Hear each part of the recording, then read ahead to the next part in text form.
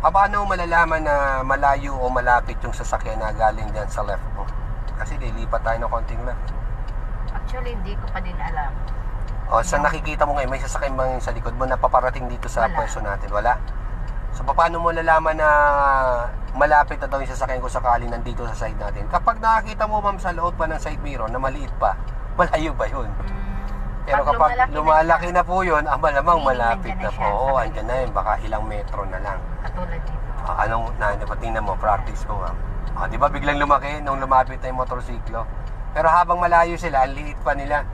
Kitang-kita mo buong dyan sa side mirror natin. Pero kapag malapit na yan, wala na, natatakpan na yung buong side mirror natin.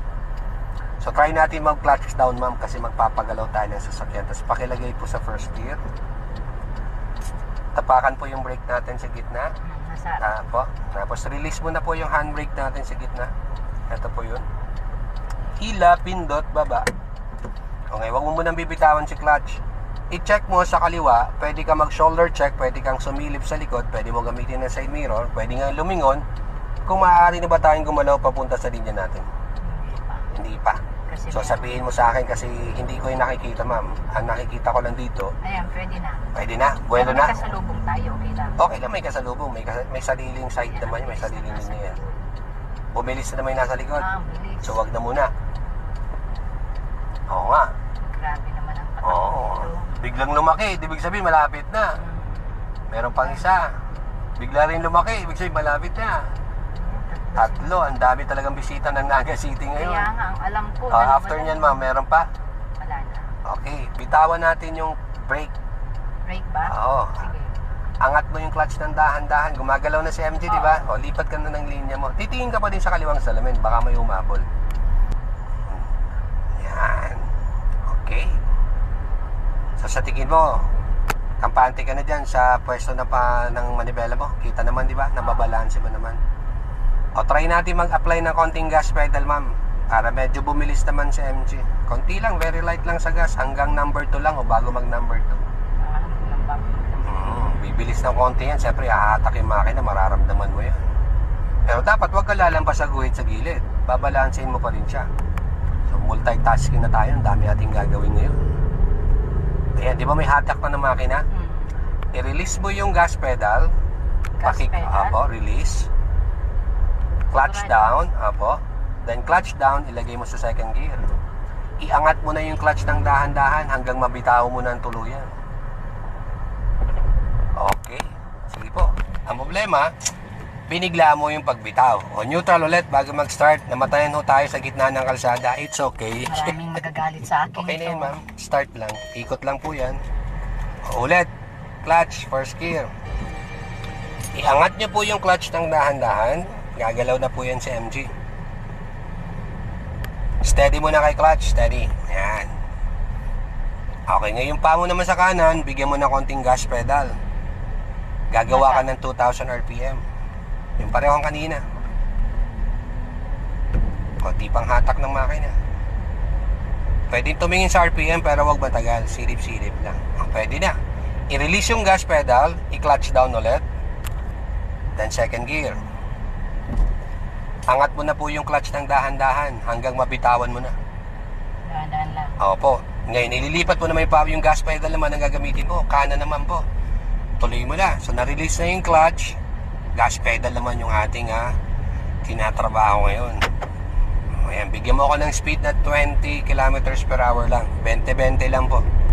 20 lang, ma'am. Ayun po yung speedometer mo sa kaliwa. 20 lang, ma'am. Pwedeng tumingin pero wag matagal kasi mawawala ka sa linya mo pag matagal ka nakatingin sa mga gauges na yan.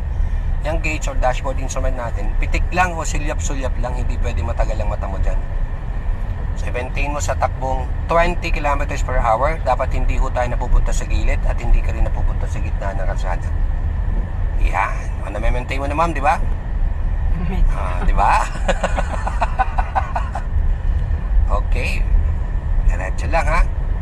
Pero dapat silip-silip din sa mga salamin sa kaliwat kanan para malaman naman natin kung meron tayong nakasunod sa atin. Meron din tayong rear view mirror. Yung bang pinihit kong lights, na-stop na din yun? Yun po yung signal light. Oo. Kusa po bumabalik yun, ma'am.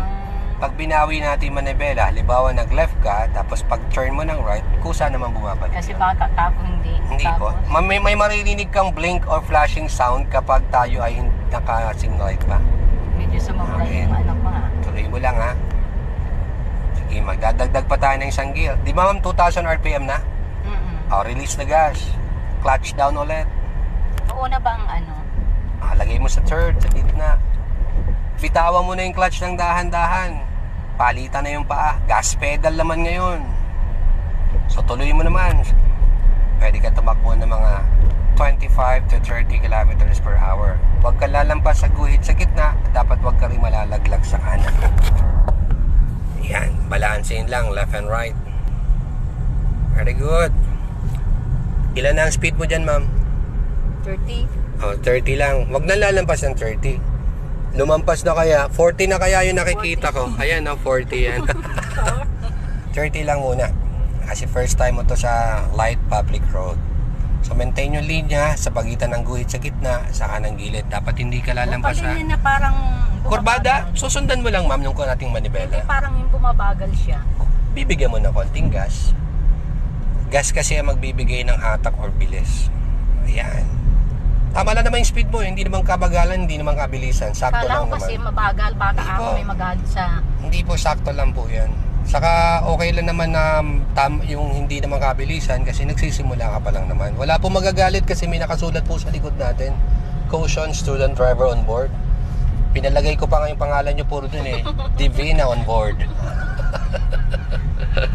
So tuloy mo na. makatakas. Hindi makatakas. Booking talagang si Ma'am Divina po ang nagmamaneho ng sasakyan. So straight mo lang, balance mo lang. Huwag ka lalampas sa broken line kung walang dahilan. Huwag ka rin malalaglag sa edge line sa gilid ng kalsada. Yan ay dagdag driving tips and tricks sa ating mga nagsisimula magmaneho.